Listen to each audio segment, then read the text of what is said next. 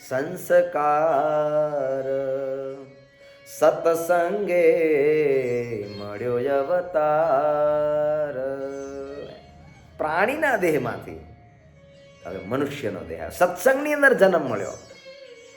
એટલે ભગવાનના દર્શન કરવા, કે ક્યાંક ભગવત દર્શન કરતા થકા આ જીવ કદાચ મુક્તિના માર્ગ ઉપર એટલો બધો ન ચાલી શકે, તો વળી પાછો ભગવાન બીજે જન્મે એને સત્સંગમાં જ જન્મ આપે છે, પણ મુક્તિ કરીને જીવને લઈ જાય. પણ એવું જો ન થયું તો ક્યાંક આવા પ્રાણીના દેહ પણ આવે. મહારાજ કે પ્રાણીનો દેહ સત્સંગની અંદર જન્મ મળ્યો. એટલે બ્રહ્માનંદ સ્વામીએ લખ્યું, પશુરે મીટાઈ મનુષ્ય મોહે કીનો, પશુરે મીટાઈ. પશુનો જન્મ આ દર્શનથી, આ ચરિત્ર કે પશુનો જન્મ મટી ગયો. બ્રહ્માનંદ સ્વામી, પશુરે મીટાઈ મનુષ્ય મોહે કીનો, અનજલ પોસત સાંજ સબેરી, અનજલ પોસત સાંજ સબેરી, કહા રે કહું હરિ કરુણા તેરી, કહા રે કહું હરિ કરુણા તેરી. ભગવાન પશુના જન્મને ટાળી અને હવે સત્સંગની અંદર મનુષ્યનો દેહ ભગવાને આપ્યો છે. પ્રાણીનો દેહ મટાડી અને ભગવાને મનુષ્યનો દેહ આપ્યો. સત્સંગ મળ્યો. ભગવાન શ્રી હરિ તો ગામડાઓમાં વિચરણ કરે છે. 184નો ફેરો ભગવાને ટાળી દીધો. સંતો ભક્તો, ભગવાન સહજાનંદ સ્વામી કહે છે, આમાં ક્યાંય સંશય ન કરશો, એ જરૂર નિશ્ચય એ જીવનું પરમ કલ્યાણ થયું. આવો મહિમા ભગવાનના દર્શનનો છે. ભગવાનના દર્શન કરવાથી આ જીવ 184માંથી નીકળી અને પરમ પદને પામે. છૂટ્યો 184નો દેહ. એક દર્શનથી, નહીં તો હજુ ઘણા બધા જન્મ લેવાના બાકી હતા. હજુ ખાલી એ રોજના જન્મમાંથી પતિ ન જા, 84 લાખ યોનિમાં ફરવું પડે જો ભગવાનના દર્શન ન થયા હતો. પણ એ 84 લાખ એ દેહ, એ 84નો ફેરો, એ ફેરો ભગવાનને ટાળી દીધો. આવા ભગવાન બેટા તો આવા ભગવાન જે મને તમને મળ્યા છે, એને નિત્ય નિરંતર સંભાળી રાખીએ, નિત્ય નિરંતર એને યાદ રાખીએ, એને ક્યારેય ભૂલીએ નહીં. દિવસની અંદર એક વખત ભગવાનના દર્શન કરવા જરૂર આવીએ. મહારાજે કહ્યું, સાયંકાલે ભગવાનના મંદિરના નિત્ય નિરંતર દર્શન કરવા. કદાચ સાંજે દરરોજ ના આવી શકીએ તો આપણી આ શનિવારની સભામાં તો અચૂક આવું અને પ્રયત્ન કરવો. જો આ દુનિયામાં આપણે કાંઈ બાંધીને જવાના નથી, એ તો પાકી વાત છે ને. જે લઈ જવાનું છે આ છે. જેમ દરરોજ નિત્ય નિરંતર નોકરી ધંધા માટે જઈએ છીએ, જોબ માટે જઈએ છીએ, આ એક આત્મકલ્યાણની જોબ છે. આમ જોવા જઈએ ને, આત્મકલ્યાણની જોબ. અહીંયા દરરોજ આવવું જોઈએ. બધાએ બેઠેલા ભક્તજનોને વિનંતી છે, હા, 10-15 મિનિટ કે 20 મિનિટના અંતરમાં જો આપણે રહેતા હોઈએ તો જરૂરથી થોડા આઘા પાછા સમયનો સદુપયોગ કરીને પણ દરરોજ ભગવાનના દર્શન કરવા. કોઈ હોય કે ના હોય, આ ચરિત્ર મને તમને એક સરસ મજાનો સંદેશ આપે. દરરોજ ભગવાનના દર્શન, આવો મહિમા છે કે જે પામર 84માં ભટકનાર, 84 લાખ યોનિમાં કેટલા કાળ સુધી ભટકન, એક દર્શન માત્ર નીકળી ગયા. આવી રીતે ભગવાન અનંતના ઉદ્ધાર કરવા મહારાજ વિચરણ કરે છે. એ જીવ અનેક ઉદ્ધાર કાજ રે, એ પોતે વિચરે છે મહારાજ રે. જેનું મંગળકારી પ્રજાણ રે, કહું સાંભળજે તું સુજાણ રે. આવું ભગવાન કે મંગળકારી પરમાત્માનું વિચરણ છે.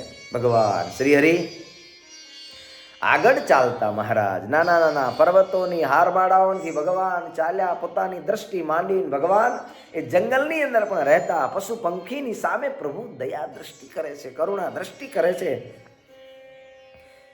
કોઈ જીવની દ્રષ્ટિ જો પડી જાય ભગવાનની સામે તેનું પરમ શ્રેય થાય. મહારાજે સંતો ભક્તોને કહ્યું, ભક્તો ચાલો, ચાલતા આવા એક રોજ જેવા ટોળાઓનું કલ્યાણ કર્યું. આમ જોવા જઈએ ને તો આપણે પણ એવું જ છે. પ્રાણીમાં 4 પગવાળા પ્રાણીમાં અને 2 પગવાળા પાણીની અંદર બહુ ઝાઝો ફેર નથી. ખાલી એટલો જ ફેર છે કે આપણે ભજન કરી શકીએ છીએ અને પશુઓ ભજન કરી નથી શકતા. બસ આટલો ભેદ છે. આટલી વિશેષતા એક માણસના જન્મની અંદર છે. બાકી કોઈ વિશેષતા નથી. ખાવું પીવું, પરિવાર, છોકરા, છૈયા, આ જગતનો જેમ મનુષ્યને મોહ આસક્તિ રાખશે એવી જ રીતે પશુ પંખીને પણ પોતાના બાળ બચ્ચામાં આસક્તિ. માણસ ભેદ આટલો જ છે, માણસનો અને પશુનો. માણસ ભજન કરી શકે છે અને પશુથી ભજન થતું નથી. ભગવાને એની અંદર એ સોફ્ટવેર નથી મૂક્યું, માણામાં મૂક્યું. હવે જેનામાં મૂક્યું છે એને કરવાની આળસ આવે છે, કંટાળો આવે છે. હા, એને ગમતું નથી. એને એક જ તરફ પોતાની દ્રષ્ટિ છે. કથામાં બેઠા એ બધા તો સમજુ છે, ડાયા છે, હોશિયાર છે. આ તો જે નથી આવતા ને એની વાત છે. જે ભગવાનની કથાનું શ્રવણ કરવા, મંદિર દેવ દર્શન કરવા નથી આવતા, આ કથા એના માટે છે. એ લોકો આવે છે એમને તો જાણ્યું છે ત્યારે તો આવે, પણ છતાંય ધ્યાન રાખવાની વાત છે. જંગલમાં ચાલ્યા જતા મહારાજ પર્વતોની વચ્ચે બધા સંતો ભક્તોની પાસે બંદૂકો મહારાજ રખાવતા. મહારાજને કહે છે, પ્રભુ આ કંદરાઓ આવી છે, મોટા મોટા વિશાળ પર્વતની હાડમાળાઓ છે. મહારાજ અહીંયા જો બંદૂકના અવાજ કરીએ ને તો એનો અવાજ બહુ સુંદર આવે. 2 બાજુ દિવાલ હોય ને પછી એની અંદર એક આખી ઇફેક્ટ ક્રિએટ થાય. મહારાજ બંદૂકના અવાજ કરીએ? મહારાજ કે કરો. બધા જ પાર્ષદોએ ભગવાનની આજ્ઞા લઈને બંદૂકના અવાજ કર્યા. એ પહાડોની અંદર પડછંદા એ ગાજવા લાગ્યા છે. એવો મીઠો ધ્વનિ અને મીઠો અવાજ એ ગિરિમાળાઓની અંદર આવતો હતો. ભગવાન શ્રી હરિ બહુ આનંદિત થયા. કેવી પરમાત્માની રચના છે. આ ધરતી પર પૃથ્વી, પવન, પાણી, આગ, જલ, સ્થળ એવી ભગવાને રચના કરી છે. પ્રકૃતિનું અલગ અલગ પ્રકારનું એક સુખ છે. આ ગિરિમાળાઓનું સુખ લેતા, બંદૂકોના અવાજ કરતા, પડછંદાઓને સાંભળતા ભગવાન શ્રી હરિ માણકી ઘોડી પર વિરાજમાન થયેલા અને મહારાજ ચાલ્યા. આ પડછંદાનો અવાજ મહારાજ નાગડ કે જાય છે, નાગડકાના ભક્તજનોએ સાંભળ્યા. આ ભક્તોએ અવાજને સાંભળ્યો અને ખબર પડી કે આવો અવાજ તો ભગવાન સહજાનંદ સ્વામીના પાર્ષદોના બંદૂકના અવાજ છે, બીજા કોઈના હોય ને. નગરની અંદર રહેતા બધા જ ભક્તજનો જ્યાંથી અવાજ આવતો તે દિશાની અંદર આગળ ચાલ્યા. જોયું તો માણકી ઘોડી પર ભગવાન સહજાનંદ સ્વામી વિરાજમાન. મહારાજને વિનંતી કરી, પ્રભુ અમારે ત્યાં પધારો. ભગવાન શ્રીનો સત્કાર કરી નગરની અંદર પધરામણી કરી. બધા જ પુરજનો પણ દોડીને આવ્યા છે. ભગવાન સહજાનંદ સ્વામી આવ્યા. જીવબા, લાડુબા, રાજુબા આ બધા જ બહેનો ભક્તજનો ભગવાન સહજાનંદ સ્વામીની હારે છે. એક ઓરડાની અંદર ભગવાન સહજાનંદ સ્વામી વિરાજમાન થયા છે. બીજા ઓરડાની અંદર બીજા બધા સંતો ભક્તો જે બધા હતા સૌની મર્યાદા પ્રમાણે બધાને ઉતારા આપ્યા છે. બધા જ સેવા કરે છે. ભગવાન સહજાનંદ સ્વામી આ સુરા ભક્ત અને શાંતાબાઈ આ બંને ભગવાનના ભક્ત બહુ પ્રેમી હતા. મહારાજ નાગડકાની અંદર એમના દરબારની અંદર ભગવાન ઉતર્યા છે અને ત્યાં એક સુંદર મજાનો ઉત્સવ કરવો છે. એ ઉત્સવ કરવાનો બધા સંતો ભક્તોને વિચાર આવ્યો. મહારાજને કહે કે મહારાજ હમણાં વસંતનો સમય નજીક છે, પ્રભુ વસંતનો ઉત્સવ કરો તો ખૂબ આનંદ થાય.